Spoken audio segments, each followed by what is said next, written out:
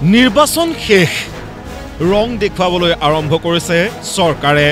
ভোটগ্ৰহণ নিৰ্বাচনোত্তৰ সমীক্ষা আদিৰ ধামখুমীয়াৰ মাজতে পুনৰ জনতাক মাধমাৰ চৰকাৰৰ সোমবাৰৰ পৰা পুনৰ বৃদ্ধি হ'ল টোল কৰ দেশৰ 1100খন আৰু ৰাজ্যৰ 7খন টোল গেটত 3ৰ পৰা 5% বৃদ্ধি পালে টোল কৰ সেই অনুসৰি ৰাজ্যৰ ৰহা মদনপুৰ নাজিৰাখাট ডবকা বিজনিকে আদি কৰি বৰ্তমান থকা 7খন টোল গেটত নতুন নিৰীক্ষসমূহ হ'ব প্ৰায় এনে ধৰণৰ ব্যক্তিগত লঘু যান-বাহনৰ এবাৰৰ মূল্য 120 টকা আৰু একেদিনাই ঘূৰিলে 175 টকা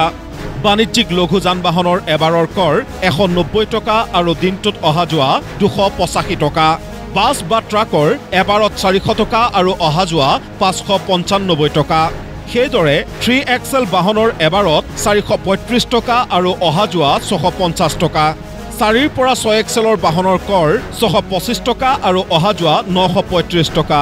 আৰু 7XLৰ ওপৰৰ বাহনৰ কৰ 760 টকা আৰু অহা যোৱা 1140 টকা ফলত স্বাভাৱিকতে বাছ ভাড়াৰ পৰা অত্যাৱশ্যকীয় সামগ্ৰীৰ দাম বৃদ্ধিৰ আশংকাই জুৰুলা কৰিছে সাধাৰণ জনতাক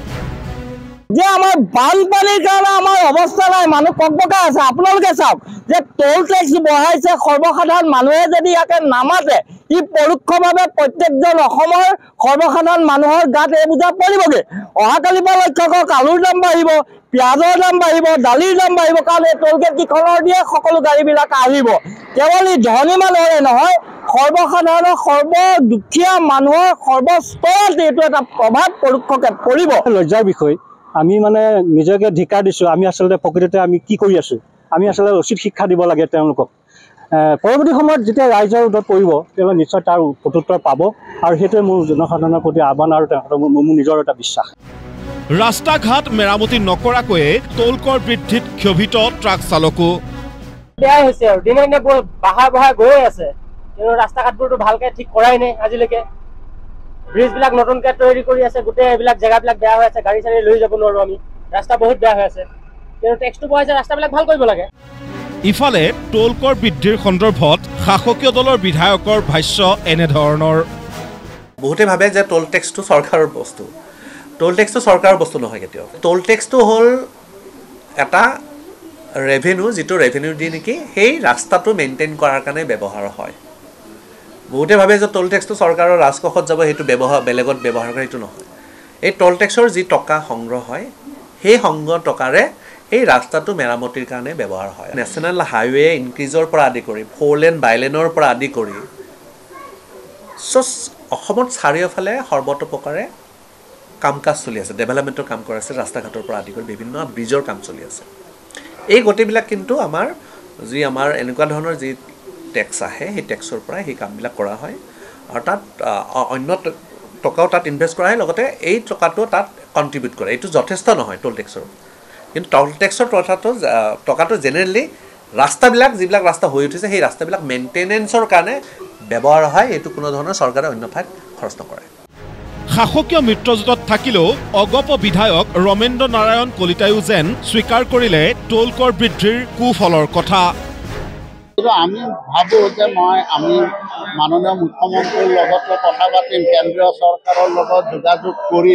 কাৰণ টোল টেক্স বঢ়া মানে বিভিন্ন বস্তুৰ দাম বৃদ্ধি পাব গতিকে সেইখিনি বৃদ্ধি নকৰিবৰ কাৰণে মাননীয় মুখ্যমন্ত্ৰীয়ে কিবা কৰিব পাৰে নেকি সেই ক্ষেত্ৰত মাননীয় মুখ্যমন্ত্ৰীক আমি কম তাৰ বিপৰীতে আকৌ টোল টেক্স বৃদ্ধিৰ বিৰোধিতা কৰিছে AIDF-এ সৰ্বসাধাৰণ ৰাইজ এই কথাটো কিন্তু ইলেকশ্যনৰ আগত বহুতেই চিন্তা কৰিব নোৱাৰে চিন্তা কৰিব নিদিয়ে হিন্দু মুছলমান আৰু কিছুমান কথা বাৰ্তা কৈ মানুহক এনেকুৱা মানে নিচা মানে এটা দি দিয়ে তেতিয়া আৰু এই কথা বাৰ্তাবিলাক ঢাকি যায় তো যিয়ে নহওক মই এই মুহূৰ্তত টোল গেটৰ যিটো মূল্যবৃদ্ধি কৰিছে আৰু অন্যান্য সামগ্ৰীৰ মূল্যবৃদ্ধি কৰাৰ যিটো যোজা এই চৰকাৰৰ নেতৃত্বত বিজেপি চৰকাৰৰ নেতৃত্বত চলি আছে এক মই কণ্ডেম কৰিছোঁ টোল কৰ বৃদ্ধিৰ সন্দৰ্ভত প্ৰতিক্ৰিয়া ব্যক্ত কৰিছে সাংসদ অজিত কুমাৰ ভূঞাৰ মতে কেৱল টোল গেটেই নহয় দেশত এতিয়া ভয়ংকৰ অৱস্থা হ'ব আৰু দেশ জ্বলিব এইবিলাকৰ পৰা পইচা লৈতো ইহঁতি ইলেকশ্যন খেলিছে দৰবৰ দাম টোল গেট আৰু বাঢ়িব একো আপোনালোকে এতিয়া ভয়ংকৰ অৱস্থা এটা হ'ব দেশত হৈছেই, কিন্তু আৰু জ্বলিব এতিয়া। টোল গেট হ'বই নোৱাৰে, অসমত টোল গেট হ'বই নোৱাৰে। কেলৈ নোৱাৰে? কাৰণ ৰাস্তা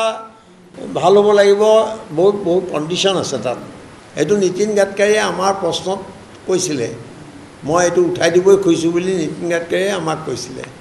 সংসদত, কিন্তু উঠাই দিব পৰা নাই। তেওঁ নিজৰে অৱস্থা খুব বেয়া এতিয়া।